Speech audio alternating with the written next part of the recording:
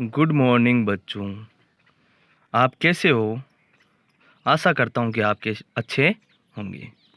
हम पढ़ रहे थे पाठ 6 रासायनिक अभिक्रिया एवं उत्प्रेरक।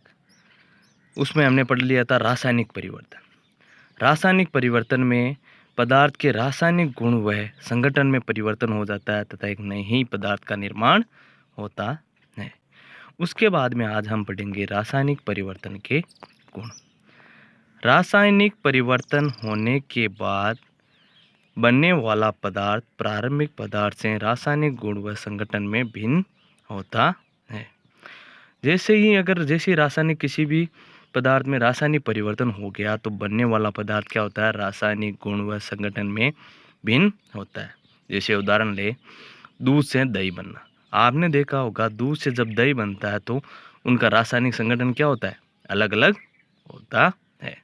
दूध अलग चीज़ होती है और दही बनता है वो अलग पदार्थ होता है। ये थोड़ी है दही से वापस दूध बना लो, ऐसा कभी नहीं हो सकता। नंबर 2, दूसरा गुण है इस परिवर्तन में नए पदार्थ का निर्माण होता है। जैसे भी रासायनिक परिवर्तन होता है तो एक नए पदार्थ का ही निर्माण होता है। ये नहीं है कि हमने देखा भौतिक परिवर्तन में तो केवल क्या क्या होती है? अवस्था का परिवर्तन होता है। इसमें एक नए ही पदार्थ का निर्माण होता है। नंबर 3, परिवर्तन का कारण हटाने पर आवश्यक नहीं है कि मूल पदार्थ प्राप्त हो जाए। जैसे हमने वहाँ पे तो परिवर्तन का जैसे कारण हटाया था भौतिक परिवर्तन में, आपने देखा होगा जैसे आप गर्म करना बंद कर देते हो तो किसका निर्माण हो जाता है? जल से वाष्प का निर्माण हो रहा है तो वापस किसका निर्माण हो जाएगा? जल का निर्माण हो जाएगा। लेकिन इसमें परिवर्तन का कारण हटाने पर मूल पदार्थ प्राप्त हो नहीं हो जाता है, उसमें तो वापस वही मूल पदार्थ प्राप्त हो जाता है।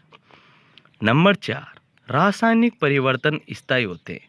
इसमें एक बार अगर परिवर्तन होने के बाद में नया पदार्थ बन गया तो वही पदार्थ रहेगा, उससे प्रारंभिक पदार्थ कभी भी ही नहीं बनाया जा सकता। तो इसके बाद में ये 4 गुण है तो आपको आसानी से बच्चों समझ में आ गए होंगे।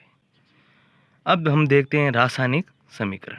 रासायनिक अभिक्रिया में उपस्थित तत्व एवं यौगिकों को उनके प्रतीकों एवं सूत्रों के रूप में लिखना ही रासायनिक समीकरण कहते हैं। रासायनिक समीकरण आपने देखा होगा जब भी कोई अभिक्रिया में भाग लेते हैं तो अभिकारक में जो भी तत्व होते हैं और यौगिक होते हैं, यौगिक तो आपको पता है तत्व से ही यौगिकों का निर्माण होता है। 2 या 2 से अधिक तत्व आपस में मिलकर किसका निर्माण करते हैं?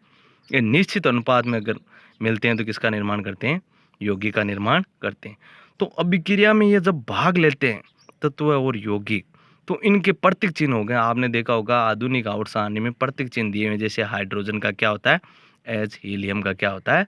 He। उसी प्रकार से ये प्रतीक चिन्हों में अगर और उनका रासायनिक सूत्र लिखे, जैसे सोडियम हाइड्रोक्साइड का रासायनिक सूत्र होता है NaOH। इन्हें प्रतीक चिन्हों में ही लिखना ही क्या कहलाता है? रासायनिक समीकरण कहलाता है। रासायनिक समीकरण के 2 भाग होते हैं। कितने भाग होते हैं? 2। एक तो अभिकारक और दूसरा उत्पाद। रासायनिक समीकरण के कितने भाग होते हैं? 2 भाग होते हैं, एक तो अभिकारक और दूसरा उत्पाद।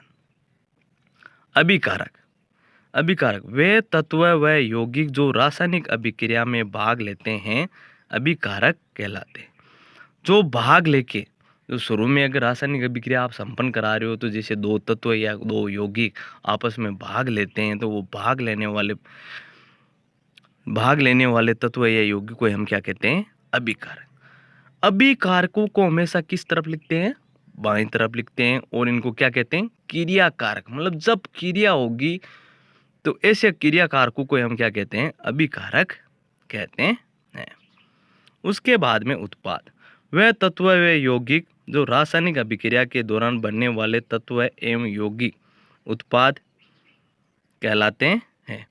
जब क्रियाकारक, आपने देखा होगा अभिकारक आपस में क्रिया करते हैं, जैसे अभिकारक कोई भी क्रिया करेगा, क्रिया करने के बाद में किसका निर्माण करता है? उत्पाद का निर्माण करता है। तो उस उत्पाद को हम उत्पाद कहते हैं। उत्पाद को हमेशा किस तरफ लिखते हैं आप? दाईं तरफ लिखते हैं। जैसे उदाहरण ले, उत्पाद को आप और क्या कह सकते हो? क्रियाफल भी कहते हो। जैसे उदाहरण लिया आपने C+O2, क्या हो जाएगा CO2। तो ये अभिक्रिया है। एक अभिक्रिया में ये जो आगे आ रहे हैं बाएं तरफ लिख रहे हैं, तो बाएं तरफ कौन किसको लिखेंगे हम, अभिकारक। अभिकारक में क्या है, ये देखो रासायनिक समीकरण हो गई ना, ये C प्रतीक चिन्ह है कार्बन का, O किसका है ऑक्सीजन का, और अभिक्रिया करके किसका निर्माण करते हैं CO2 का, मतलब कार्बन डाइऑक्साइड का। तो यहाँ पे C मतलब कार्बन और ऑक्सीजन क्या है अभिकारक, और ये जो अभिक्रिया करके किसका निर्माण करते हैं कार्बन डाइऑक्साइड का निर्माण करते हैं। इसके आगे बच्चों